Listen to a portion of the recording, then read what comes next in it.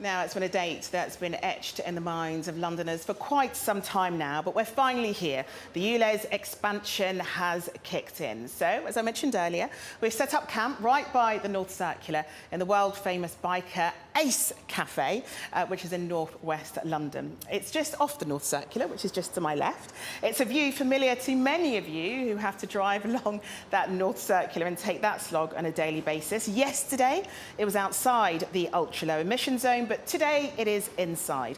It's a policy Mayor Sadiq Khan steadfastly held on to, despite a lot of political opposition, because he feels that this is what will solve the capital's air problems and be his lasting legacy. Now, the old boundary, of course, went from Ealing in the west, as you can see, to Barking in the east. Now, though, it stretches across all the outer London boroughs, creating the largest car charging area in the world. It's a policy that's not gone down with everyone, obviously. Now, we did do an exclusive poll for ITV News London, and it does show that half of Londoners don't think the Mayor's done enough to help people to afford that £12.50 charge or the cost of replacing older, more polluting vehicles. But what does he think to that? Well, we'll ask him a bit later because he will be joining us. And we've been talking to you, Londoners, those who want it and those who don't, including some of the bikers here who I'll be chatting to later. But first, our political correspondent Simon Harris has our first report on the day ULEZ expands. There was no fanfare or fireworks to greet the world's newest and biggest clean air zone. But after months of protests, political rows and court cases, most drivers knew all about it. It's a major thing, major expense, and if you've not got the money, you've not got the money, and what do you do? When the school resumes now, I won't be able to go take my kids to school. In Chigwell in East London, people woke up to find themselves on the edge of the zone. We've got two cars, one's compliant, one's not compliant, and unfortunately the signage, and it starts just right outside of our house, so we have to really think about which car we use. Obviously I can't go past that, and I live there. So I've got to park it there now. So if I want to go to my house, I've got to pay £12.50 to go to my house. Sadiq Khan's celebration of what he called a landmark moment was low-key. A friendly chat with ULEZ supporters in a church hall in Catford. Among them, the Clean Air campaigner whose daughter's fatal asthma attack was caused by pollution. The road that contributed to Ella's death today finally is in the ULEZ zone. And the South Circular is one of the busiest roads in the UK, and a lot of young children live on it. Overnight, ULEZ cameras in Bromley were sprayed with paint. Others, ripped from their brackets weeks ago, still haven't been replaced. The attacks have left TfL with 800 fewer cameras than planned. But officials insisted there were more than enough to enforce the new zone. So when will drivers who fail to pay the £12.50 charge get the first fines? Not immediately, it would appear. You're at risk of getting a fine as of today, but having said that, what we're saying is the first few weeks there'll be warning letters, and then we'll switch over probably towards the end of September to the actual, the official penalty charge notices are going out. But that seemed to be news to the Mayor. What I wouldn't want anybody to do is to rely upon a so-called deferral of a fine and then get a fine. But TfL is saying it'll be warning letters until the end of the month. I think what TfL may have been saying is in the past that may have occurred in relation to the C charge or the ultra-low emission zone. I've not been told that information. What I have been told is that the ULEZ has gone live today. In Bromley, Ajay and Shannon, who are care workers, now face new challenges along with their patients. I can't do my usual clients anymore, so I have one that I take, from Orpington, just outside of the area. And for this child, he has autism. So what that means is that we can't take him on public transport. My first few clients, which is 4 of them, because they're time critical due to medication reasons, I'm having to get a taxi around.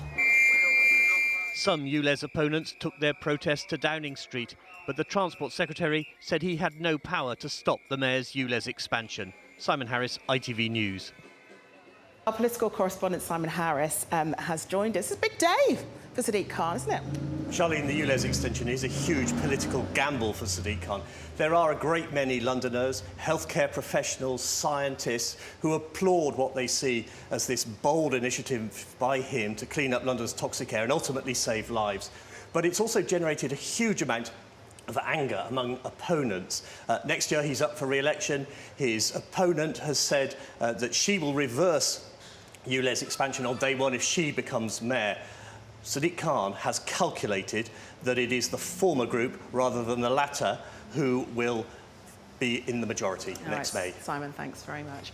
Well, that's it from northwest London on the day we became the largest anti-pollution charging zone in the world, to the joy of some, infuriating others. As to whether London will be on the right side of history, though, we won't know for some time.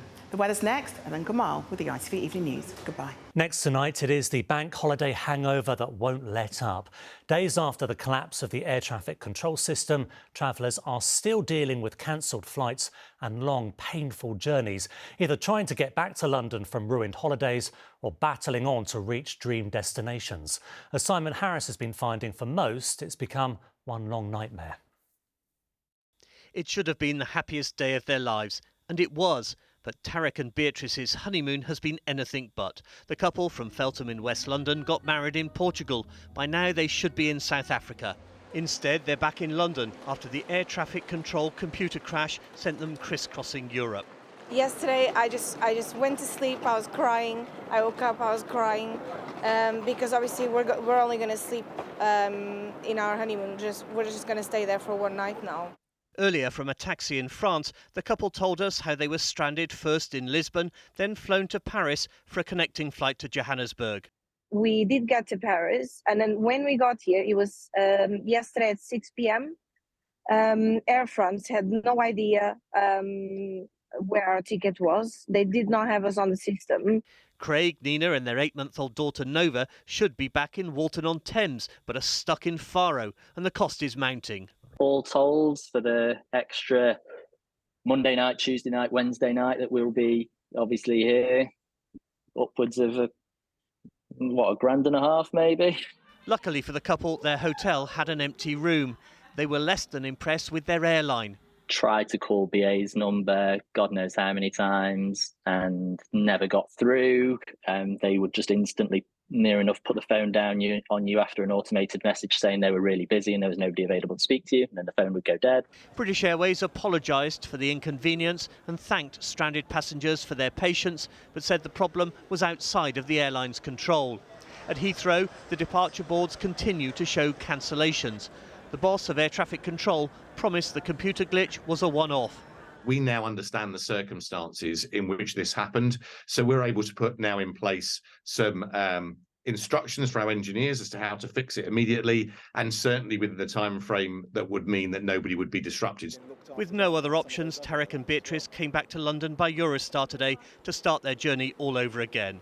To be honest, it's not something we expect to obviously have the first week of our marriage to be signifying, and then actually we just want someone to take accountability for it, to sort things out, and hopefully we can enjoy our honeymoon soon. Tonight the couple are hoping their truncated honeymoon in South Africa will finally begin tomorrow. Simon Harris, ITV News. Now, for many of us, getting around on public transport involves little more than a swipe of our card or tap of our phone. But for hundreds of Londoners, ticket offices are an essential service and the only way of paying to get around the city. But they're under threat with a consultation into the plan to close hundreds of offices ending tomorrow. Here's our political correspondent, Simon Harris. Ticket machines or phone apps are no use to Jane and her sister Anne. They're partially sighted and rely on staff to help them buy train tickets at their local station at Hawley in Surrey. Jane is a businesswoman and a frequent rail passenger. If that person wasn't there at the ticket office, I would be stranded, and because of my lack of sight, I wouldn't be able to travel on the train independently because I don't have much sight at all left now. The train companies say the railways are costing taxpayers £10 million a day. Around 150 ticket offices in London face permanent closure, including this one at Castlebar Park in West London. On the face of it, Castlebar Park might qualify as the most unloved ticket office in London. Between April 2022 and March 2023, the number of tickets sold here was precisely 0. The signs suggest the ticket office is open 3 hours a day. GWR's website says staff will be moved to other parts of the station to help passengers. But in truth, thanks to staff shortages, no one's worked here for at least 2 years. Is this a genuine consultation, or has a decision been taken to close ticket offices? This is a serious consultation process of passengers to hear their concerns and to adapt the plans to ensure that the majority of passengers can move freely through stations. But we have made it very clear that we believe ticket offices need to change. Although, government is saying, well, it's only 10% of passengers are using ticket offices, those 10% are usually the vulnerable people. So how are they going to get what they need, which is usually personal advice or help with getting the cheapest ticket, which they're just not going to get without somebody at the ticket office. When London Underground closed its ticket offices 8 years ago, there were similar dire warnings from the unions. Well, it's a completely different system in the Underground. Some people are barred from travelling on that system because they can't use the facilities. What we have got on the Underground is rules about fire safety, which demands and stipulates that these stations must be staffed. We won't have that on the National Railway network, so it will be worse. Today, Jane joined other campaigners to hand in a petition to Number 10, demanding all ticket offices stay open. Simon Harris, ITV News.